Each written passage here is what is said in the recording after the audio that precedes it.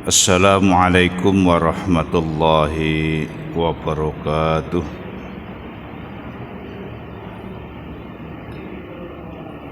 Innal hamdalillah nahmaduhu wa nasta'inuhu wa nastaghfiruh wa na'udzu billahi min shururi anfusina wa min sayyiati a'malina. May yahdihillahu fala mudilla lahu wa may yudlil fala hadiyalah. Asyhadu an la ilaha illallah wahdahu la syarika lah wa asyhadu anna Muhammadan abduhu wa rasuluh. Allahumma shalli wa sallim wa barik ala nabiyyina Muhammad wa ala alihi wa sahbihi ajma'in. Qala Allahu ta'ala fil Qur'anil 'azim. A'udzu billahi minasy syaithanir rajim. Bismillahirrahmanirrahim. Ya ayyuhalladzina amanu taqullaha haqqa tuqatih wa la tamutunna illa wa antum muslimun. Shadaqallahul adzim. Ma'asyiral muslimin, jamaah Masjid Syuhada rahimakumullah. Puji syukur mari kita panjatkan kehadirat Allah Subhanahu wa taala atas kemurahannya. Pada hari ini kita masih diberikan kesempatan oleh Allah untuk dapat berhadir di majelis ilmu, dan insyaallah kita berada di taman surganya Allah Subhanahu wa taala. Mudahan kehadiran kita di tempat ini mendapatkan ridha dari Allah Subhanahu wa taala. Salawat dan salam mari senantiasa kita sampaikan kepada junjungan kita Nabiullah Muhammad sallallahu alaihi wasallam beserta keluarganya, sahabat-sahabatnya dan pengikutnya. Mudahan termasuk kita yang hadir di majelis yang mulia ini. Jamaah rahimakumullah, kita lanjutkan kajian kita. Kemarin kita sudah mengkaji tentang babul ghusl, bab mandi. Berarti sudah tuntas kita toharoh. Kita sekarang masuk di bab kedua, yaitu babus sholah, bab yang membahas tentang sholat. Jadi sholat ini jamaah yang dimuliakan Allah,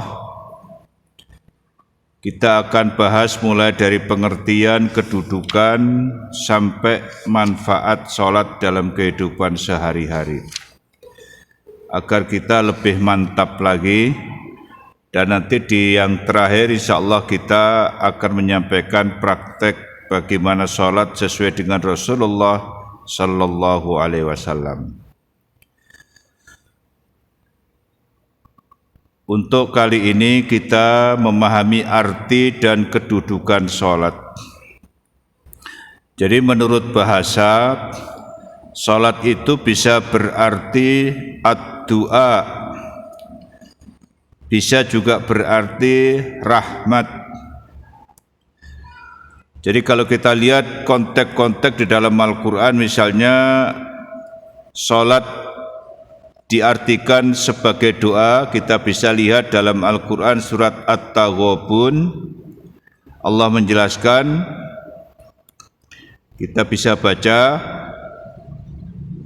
Hud min amwalihim shadaqatan tutahhiruhum wa tuzakkihim biha wa sholli alaihim innas sholataka sakana lahum wallahu sami'un alim.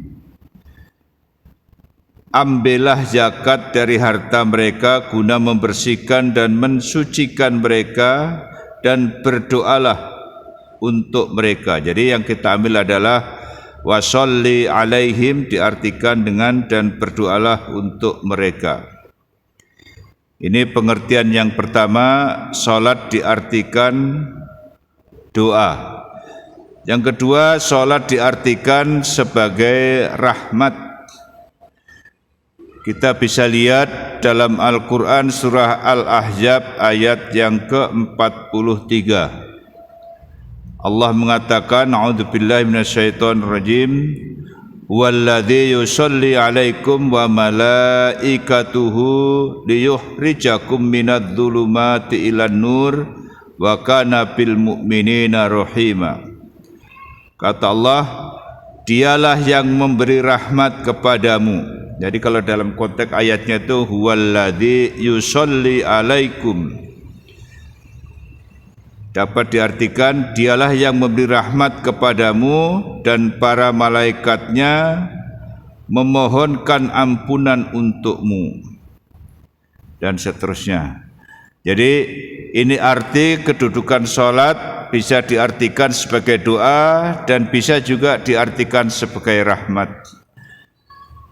Makanya kalau kita melaksanakan sholat, insya Allah doa-doa semua yang kita panjatkan kepada Allah Subhanahu wa Ta'ala, dan insya Allah rahmat akan datang kepada orang yang melaksanakan.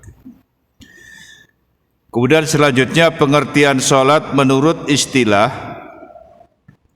Di sini dikatakan ibadatun tatadhammanu aqwalan wa af'alan mahsusah muftatahatan bitakbirillah wa muhtamatatan bitaslim. Artinya, salat itu adalah suatu ibadah yang terdiri dari ucapan dan perbuatan tertentu yang dimulai dengan takbiratul ihram dan ditutup dengan salam. Saya kira ini sudah umum. Jadi salat itu bentuk perbuatan, ada yang perbuatan dilakukan secara fisik, ada juga yang dengan lisan, yang diawali dengan takbir dan diakhiri dengan salam. Saya kira ini sudah biasa kita kerjakan, jadi kita tidak perlu nguraikan lagi. Cuman ada masalah, kadang ada orang sholat tidak pakai takbiratul ihram, langsung saja. Berarti dia tidak pakai kaidah-kaidah yang sudah ditetapkan. Kemudian selanjutnya di dalam sholat mempunyai arti yang sangat penting dan istimewa sekali. Apa yang bikin istimewa? Yang pertama, sholat merupakan ibadah yang pertama kali diwajibkan oleh Allah Subhanahu wa Ta'ala, yang perintahnya langsung diterima oleh baginda Rasulullah Sallallahu Alaihi Wasallam di saat melaksanakan Isra dan Mi'raj. Bagaimana yang sudah kita fahami bersama, oleh-oleh Isra dan Mi'raj adalah sholat 5 kali dalam sehari semalam. Jadi mohon maaf banyak cerita, dulu asalnya kewajiban sholat itu adalah 50 kali dalam sehari semalam. Dengan beberapa cerita-cerita akhirnya minta diskon terus sampai dapat 5. Allahu alam ya kebenarannya cerita itu, cuman itu namanya juga cerita. Kalau di hadis kita tidak mendapatkan. Jadi kita mengambil kaidah intinya, sholat fardu yang 5 kali dalam sehari semalam langsung diterima Rasulullah di saat di Sidratul Muntaha, yaitu di saat Isra dan Mi'raj tersebut. Kemudian keistimewaan yang kedua, sholat merupakan tiang agama. Nabi Sallallahu Alaihi Wasallam bersabda di dalam salah satu hadis yang diriwayatkan oleh beberapa imam di sini, antara lain Imam Tirmidzi, Imam Nasa'i, Ibnu Majah, dan Imam Ahmad, Baihaqi, dan Imam Tabrani. Kalimatnya simpel saja nih Bapak Ibu. Ra'sul amril islamu wa amuduhus salatu wa dirwatu sanamihil jihadu. Pokok perkara adalah Islam, tiangnya adalah salat, dan puncaknya adalah jihad. Jadi ini dapat diistilahkan berarti betul-betul salat itu adalah tiangnya agama. Kemudian ada hadis lain, ya hadis ini menurut ahli hadis termasuk kelompok-kelompok hadis dhaif karena terputus, yang bunyinya begini: as-salatu imaduddin faman aqamaha faqad aqamadin wa man tarakaha faqad hadamadin. Tapi karena hadis ini tidak bertentangan, maka boleh dipakai hujahnya. Kemudian pengertian sebagai tiang agama, maka sholat harus selalu ditegakkan dan tidak boleh ditinggalkan dalam keadaan bagaimanapun juga, baik itu dalam keadaan sakit, musafir, bahkan dalam kondisi perang, karena zaman Nabi itu biasa melakukan sholat di saat terjadi peperangan.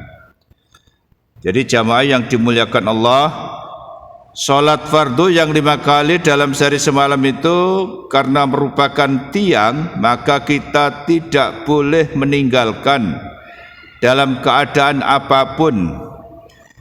Kita belum menemukan hadis yang sahih yang mengatakan sholat fardu itu bisa diqadha. Karena kita pelajari tidak menemukan di mana letaknya bisa mengqadha itu. Jadi kalau sholat fardu misalnya kita dalam keadaan sakit, kita dibolehkan sholat dengan kondisi apapun. Misalnya kita nggak bisa berdiri, boleh sambil duduk. Ini kan kalau orang sakit sudah biasa itu. Kita tidak bisa dengan duduk, boleh dengan berbaring sambil nyandarkah, sambil bagaimana, yang penting menghadap ke kiblat. Kemudian berbaring juga tidak bisa, ya karena kita lihat sering kalau orang sakit di rumah sakit itu banyak sekali masalahnya, hampir semua anggota tubuh ada jarum yang dicucukkan misalnya, susah sekali, tapi masih bisa dilakukan sholat itu. Jadi kalau nggak bisa dengan berbaring, cukup dengan disedekapkan tangannya di atas dada begini, kemudian dengan isyarat mata kita saja kita kedipkan. Jadi mari jamaah yang dimuliakan Allah, siapa tahu kita punya keluarga di rumah sakit, tidak ada yang membimbing sholat, maka kitalah yang membimbingnya itu. Karena sholat ini tidak bisa ditinggalkan dalam kondisi apapun, walaupun sakit itu. Bagaimana yang terakhir, cukup tangannya disedekapkan begini seperti kita sholat. Kalau badannya terbujur, cukup dengan isyarat kedipan mata saja. Jadi takbirnya cukup dengan mengucapkan Allahu Akbar, hanya ngedipkan matanya saja. Begitu terus sampai duduk tasahud, tasahud awal, tasahud akhir, sampai salam, cukup dengan kondisi tangannya disedekapkan dengan isyarat kedipan mata saja. Kemarin sudah kita singgung bagaimana Pak wudunya. Kalau orang sakit seperti itu tidak usah wudu, diganti dengan tayamum. Tayamum kan sederhana sekali itu, hanya mukanya dan kedua tangannya saja. Kemudian kalau orang musafir, kita juga diberikan panduan. Ini mohon maaf Pak, kita pernah ketemu dengan teman, insya Allah tidak hoax ini fakta ini. Kita pernah menunaikan ibadah haji, itu kan sholatnya di pesawat sudah diajarkan kita di jamak qashar. Itu sampai di Mekah Pak, dia mengqadha sholatnya semua yang di pesawat itu. Jadi kita kadang bingung juga itu menjelaskan teman seperti ini, padahal dia ya termasuk ustadz juga itu. Jadi musafir ini paling enak Pak, karena musafirnya adalah orang tersiksa kata Nabi, maka diberikan rukhsah, diberikan keringanan. Safar yang dibolehkan adalah karena safar untuk memenuhi kewajiban hidup, misalnya kita dalam bekerja itu kan ibadah juga, silaturahim dengan keluarga, datangi orang tua, kalau jaraknya jauh namanya musafir. Praktek sholatnya ada beberapa macam. Pertama, boleh dikosor saja. Dikosor itu artinya dipendekin. Kalau sholat duhur biasanya 4 rakaat, cukup kalau dalam perjalanan diganti dengan 2 rakaat saja. Itu namanya sholat kosor. Begitu juga salat asar nanti hanya 2 rakaat saja. Begitu juga dengan salat maghrib. Mohon maaf, salat maghrib nggak boleh dikurangi lagi. Nanti ada yang ngurangi, jadi 2 semua nanti. Kemudian salat isya yang harusnya 4 boleh dikerjakan cuma 2 rakaat saja. Itu namanya dikosor dan waktunya sesuai dengan waktu salat yang ada di tempat kita musafir itu. Itu kalau kita mau cara pertama. Cara yang kedua, boleh sholatnya itu dijamak. Dijamak itu digabung saja Bapak Ibu. Misalnya kita mau jamak duhur dengan asar, duhurnya 4 rakaat, asarnya juga 4 rakaat. Jadi prakteknya, misalnya kita laksanakan di waktu duhur nih, misalnya kita sholat duhur di Masjid Syuhada ini mau berangkat ke Samarinda, kita langsung aja boleh dijamak. Duhurnya 4 rakaat, asarnya juga 4 rakaat. Kalau dilaksanakan di waktu duhur maka dinamakan jamak takdim. Nah, itu bahasa Arabnya itu. Kalau dilaksanakan di waktu asar, misalnya kita berangkat jam 11 sampai Balikpapan sana sudah jam 3, 15 menit untuk saat ini sudah masuk asar tuh, maka kita melaksanakan jamak takhir. Jadi jamak itu artinya menggabung, jadi sekali sholat 8 rakaat. Itu kalau kita mau jamak. Kemudian cara yang ketiga, kita bisa melaksanakan dengan praktek jamak qashar, digabung dan dikurangi. Jadi duhur dengan asar yang tadinya 4 sekarang menjadi 2. Dan ini yang lazim sering dipraktekkan oleh baginda Rasulullah Muhammad sallallahu alaihi wasallam. Mana ada teman yang komen ini, itu orang malas saja tuh, salat tempat diganti 2. Padahal tuntunannya tuh jelas Bapak Ibu. Rasulullah sudah mempraktekkan semua ini. Jadi kalau jamak qashar, duhur dengan asar sama dengan tadi. Jadi niatnya ya niat sholat jamak qashar takdim kalau dilaksanakan di waktu duhur. Kalau dilaksanakan di waktu asar, jamak qashar takhir.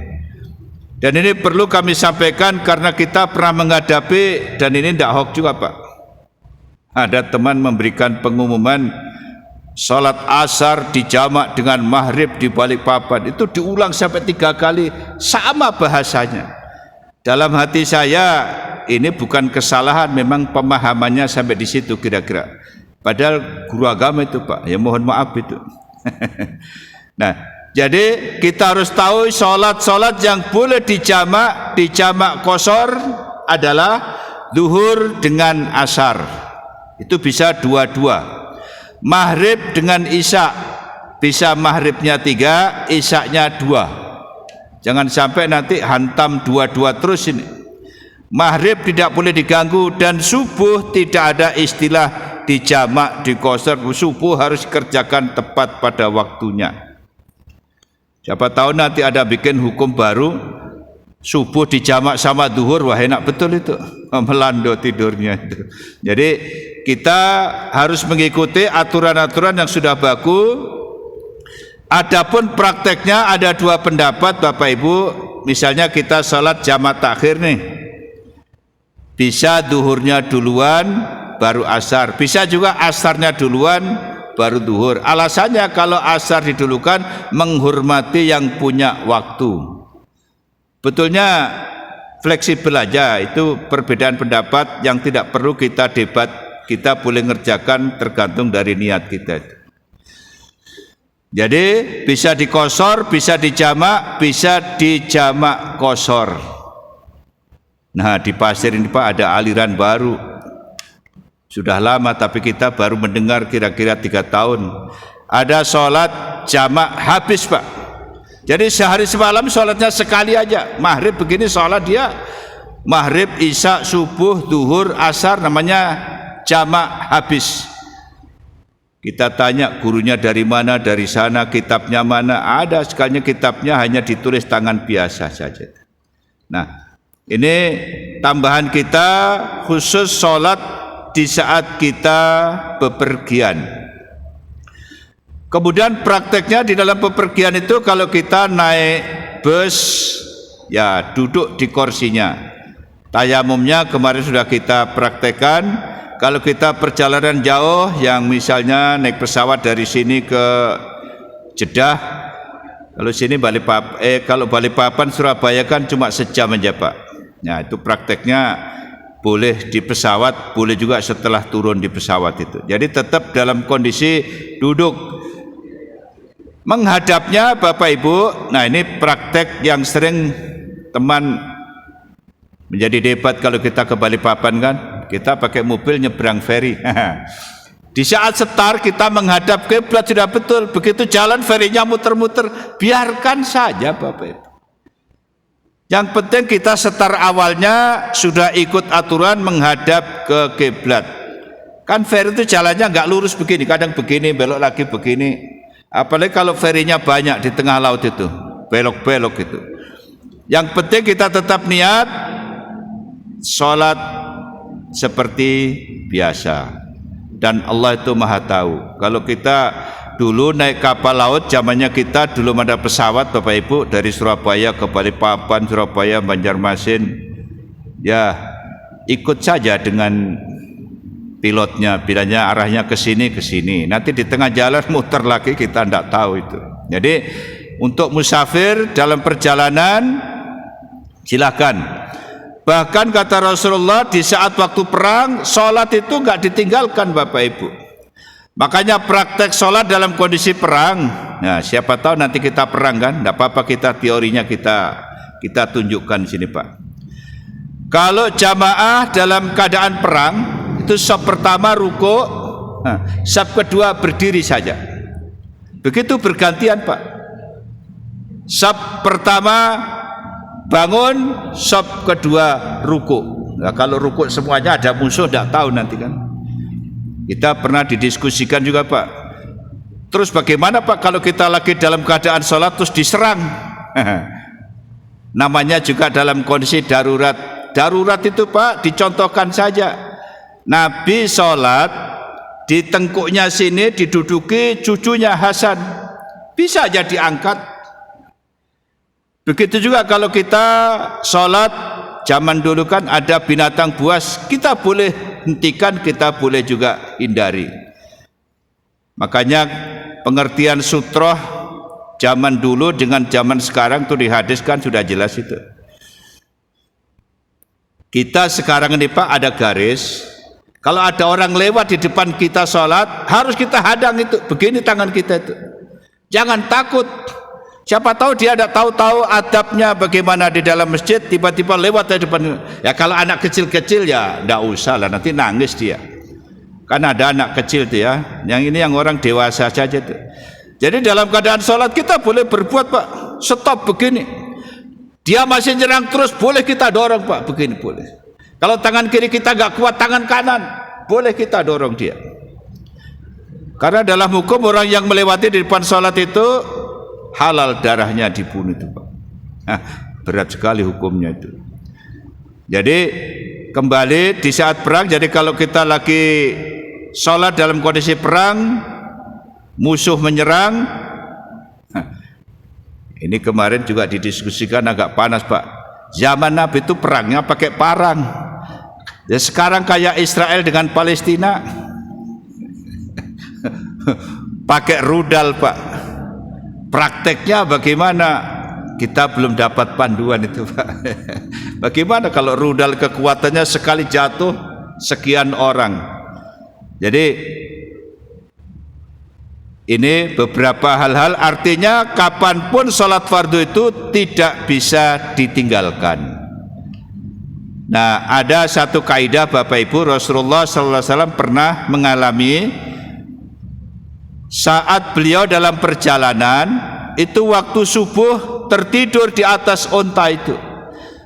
Begitu ontanya berhenti, matahari sudah terbit, Nabi baru bangun, langsung mengambil air wudhu, langsung sholat 2 rakaat.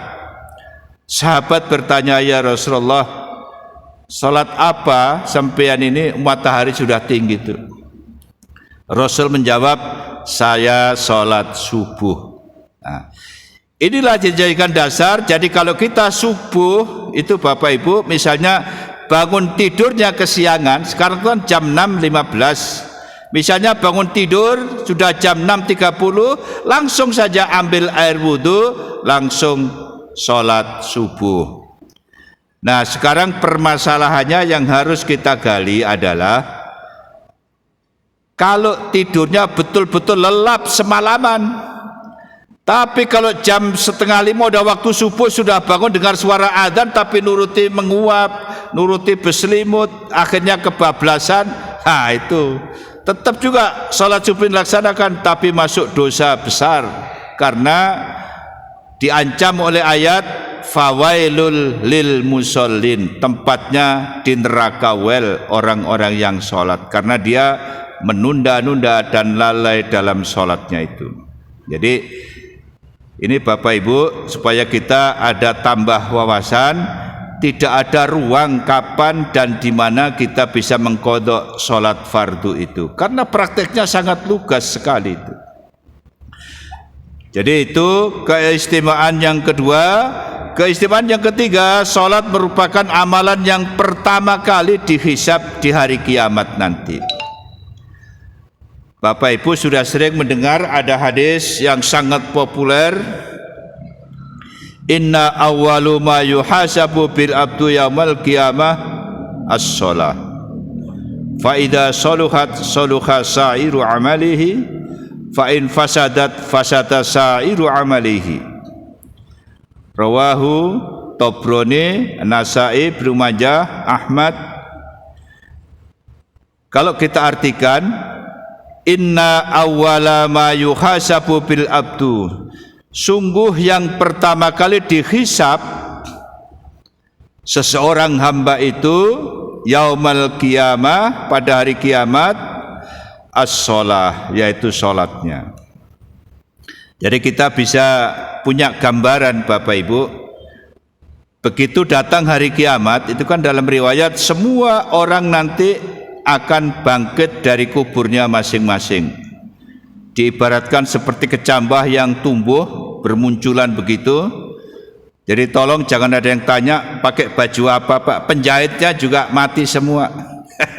Jadi jangan berpikir lagi baju apa yang dipakai, pokoknya di padang mahsyar itu orang tidak berpikir lagi telanjang ke apa, yang dipikirkan cuma satu, kapan kita ini ditanya oleh Allah, kapan kita dihisab oleh Allah, kapan kita diproses amal kita oleh Allah. Hanya mikirkan itu saja. Makanya kelebihannya umat Nabi Muhammad sallallahu alaihi wasallam dalam beberapa riwayat, umat Nabi nanti jika dapat syafaat Rasulullah akan dapat prioritas, mungkin di gelombang pertama lah begitu kalau dalam bahasa kita. Itulah namanya syafaat itu Bapak Ibu. Oleh karenanya jika nanti kita dapat syafaat Nabi tetap juga ditanya, cuman yang ditanya pertama kali adalah masalah sholat kita. Maka dilanjutkan hadis itu, faida soluhat soluha sairu amalihi, maka jika sholatnya baik maka baiklah semua amalan-amalannya.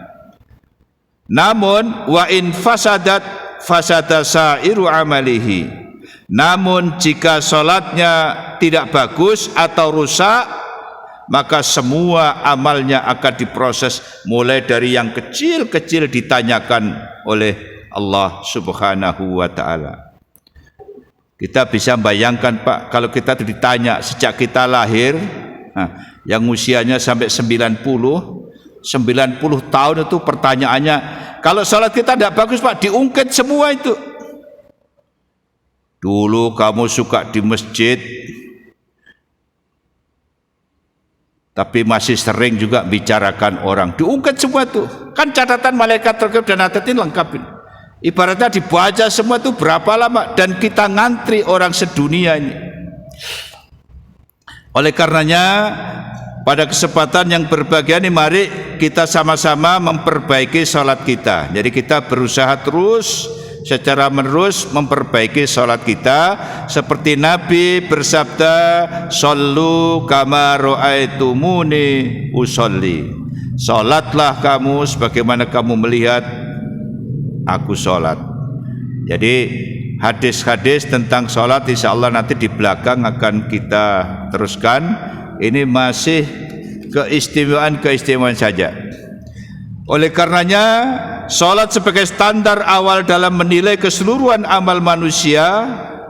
Kualitas pelaksanaan sholat seseorang dapat menunjukkan kualitas amalan-amalan tersebut.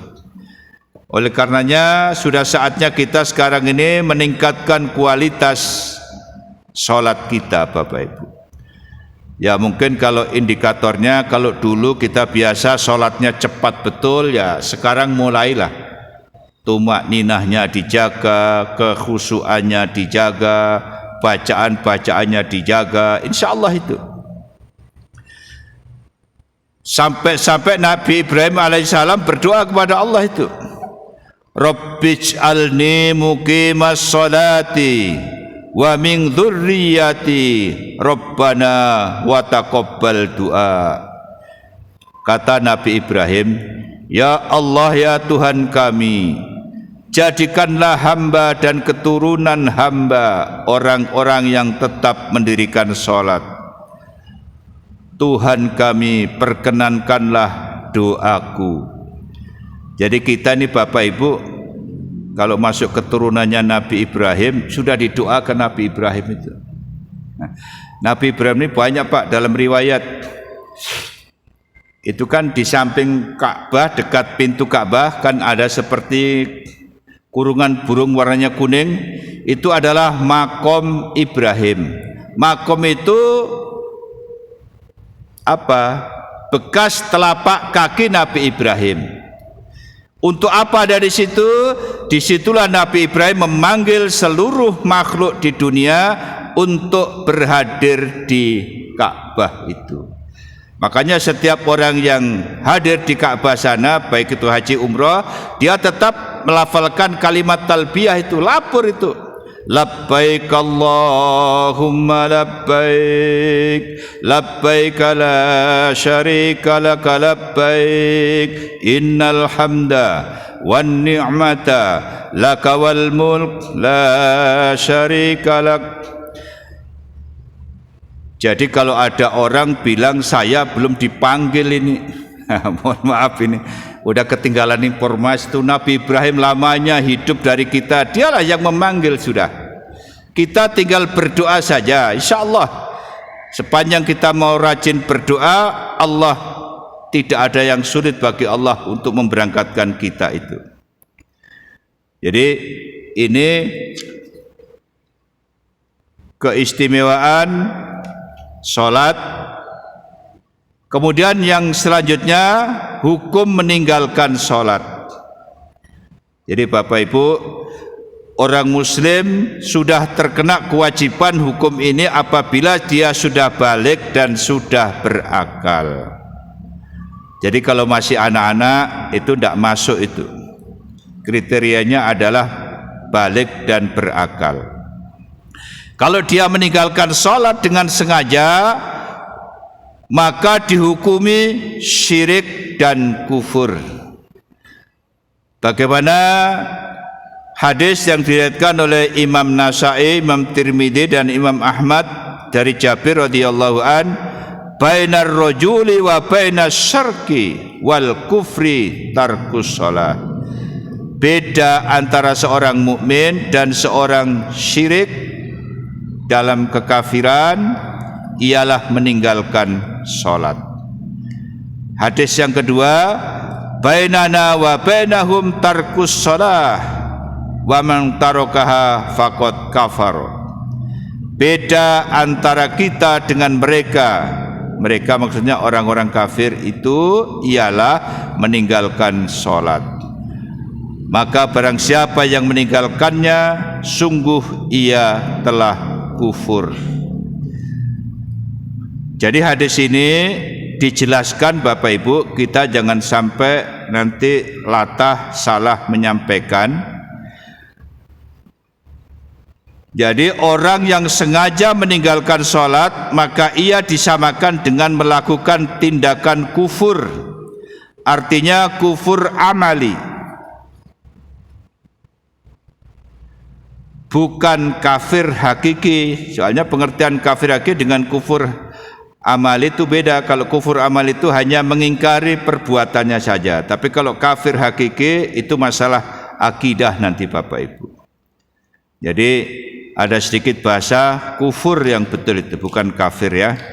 Bagi orang seperti ini harus dinasihati yang baik supaya ia segera bertobat. Jadi kalau dia hanya kufur, insya Allah selagi dia mau bertobat, Allah Maha menerima tobat pada seluruh manusia ini. Kita sedikit lagi Bapak Ibu waktunya. Fungsi dan hikmah sholat. Kita semuanya insya Allah sudah merasakan. Bagi yang merasakan, bagi yang belum ya dicoba nanti kita rasakan itu. Di antara fungsi dan hikmah sholat antara lain yang pertama mengingat Allah. Inilah fungsi sholat yang utama, yakni sebagai sarana zikrullah, mengingat Allah. Bagaimana Allah firmankan dalam surah Toha ayat yang ke-14, Innani anallahu la ilaha illa ana fa'budni wa aqimis sholata lidzikri. Sesungguhnya akulah Allah, tidak ada Tuhan kecuali aku, maka sembahlah aku dan dirikanlah sholat untuk mengingatku. Ini Pak yang agak berat, makanya iblis itu luar biasa itu. Kalau kita baca beberapa riwayat, adzan itu kan salah satunya mengusir setan. Sepanjang suara itu bergema, sejauh itulah setan itu lari. Makanya kalau masjid kita ini speakernya suaranya jauh, sejauh itulah larinya setan itu. Begitu adzan selesai dikumandangkan, ada qomat lagi, sama qomat begitu. Tapi yang namanya iblis habis lari, balik lagi Pak. Kadang kita sholat sudah ingat terus kepada Allah, tiba-tiba dibisiki telinga kita itu, ada saja. Itulah kehebatannya iblis itu. Hanya ngucik-ngucik telinga, ngucik-ngucik hati, kadang ngucik-ngucik mata. Kan kita itu dianjurkan oleh Rasulullah kalau kita sholat, hendaknya pandangan mata kita itu ke tempat sujud. Tapi karena iblis itu menggodain kita kemana-mana dilihatnya itu. Ada cecak lari dilihatnya, ada lampu mati tahu dia. Ada orang pakai baju kaos tulisannya macam-macam dibacanya juga. Padahal kita sudah dianjurkan kita menghadap ke tempat sujud, insya Allah gak ada terpengaruh Pak. Apalagi ini sebentar lagi nanti gambar caleg-caleg itu. Gak terpengaruh kalau kita sholatnya benar menghadap ke bawah karena iblis tadi itu. Enak-enak ke bawah dibujuk-bujuk, lihat itu kaos tulisannya apa itu, coblos saya nanti pada bulan April. Gitu kan. Baik Bapak Ibu, karena waktu kita sudah cukup, insyaallah nanti kita lanjutkan hikmah sholat, baru kita lanjutkan lagi dengan satu bab lagi kita praktek tentang sholat. Mari pertemuan kita ini kita akhiri bersama dengan ucapan hamdalah. Alhamdulillahirabbil alamin. Assalamualaikum warahmatullahi wabarakatuh.